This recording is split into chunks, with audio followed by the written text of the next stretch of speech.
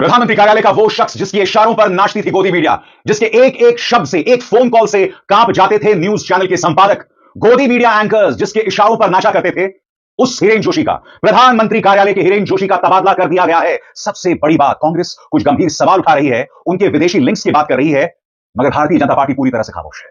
और बात वहां नहीं रुकती है। आपकी स्क्रीन पर यह नवनीत सहगल, प्रसार भारती के चेयरमैन है। कल देर रात इनका भी इस्तीफा हो गया। आपके सामने यह उनका रेजिग्नेशन लेटर। यह हो क्या रहा है भारतीय जनता पार्टी सरकार के अंदर?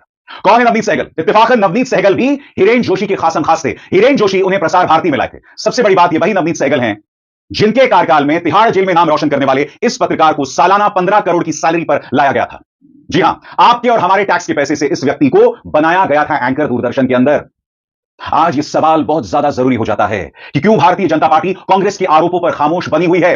वो भारतीय जनता पार्टी जो रेणुका चौधरी के कुत्ते वाले बयान पर राहुल गांधी को खींच लिया करती थी, जो भारतीय जनता पार्टी नेहरू पर यह झूठा आरोप लगाती थी कि वो सरकारी खजाने से बाबरी मस्जिद बनवाना चाहते थे, आज इतनी बड़ी खबर हो गई, हिरेन जोशी का तबादला हो गया। कांग्रेस गंभीर आरोप लगा रही है, मगर एक शब्द नहीं साहब, एक शब्द नहीं। सबसे बड़ी बात, हिरेन जोशी जिनके इशारे पर गोदी मीडिया नाचती थी, एक भी पापा की परी, एक भी गुल्लू इस पर एक शब्द नहीं कह रहा है। कांग्रेस कुछ गंभीर सवाल उठा रही है। इस मंच पर मैं आपको यह भी बताऊंगा कि किस तरह से हिरेन जोशी से भी संपर्क साधने की कोशिश की गई, मगर उन्होंने एक भी शब्द नहीं कहा।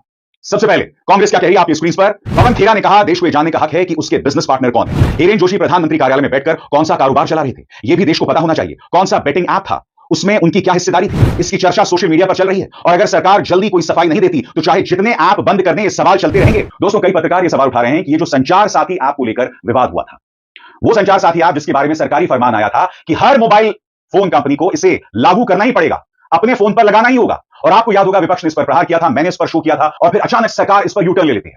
जी हां, पहले सरकारी फरमान आता है कि इसे तो हर मोबाइल फोन कंपनी लागू करेगी, जबरदस्ती लागू करेगी, मगर फिर ज्योतिरादित्य सिंधिया सामने आते हैं, यूटर्न ले लेते हैं।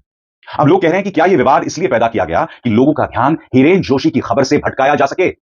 आज कांग्रेस कुछ सवाल रख रही है दोस्तों, मगर वो बताने से पहले मैं आपको बताना चाहूंगा, हिरेन जोशी वो शख्स है दोस्तों जो सत्ता से सवाल करने वाले पत्रकारों पर भी निशाना साधता था। जब न्यूज क्लिक पर एंटी टेरर सेल ने रेड मारी थी दोस्तों, तब इसने गोदी मीडिया के गुर्गों को मेरे पीछे लगाया था, मुझ पर निशाना साधने के लिए। मेरे कई पत्रकार मित्रों को कॉल किया करता था और कहता था क्या हाल है अभिसार के। मैं आपको एक और घटना का जिक्र करना चाहता हूं।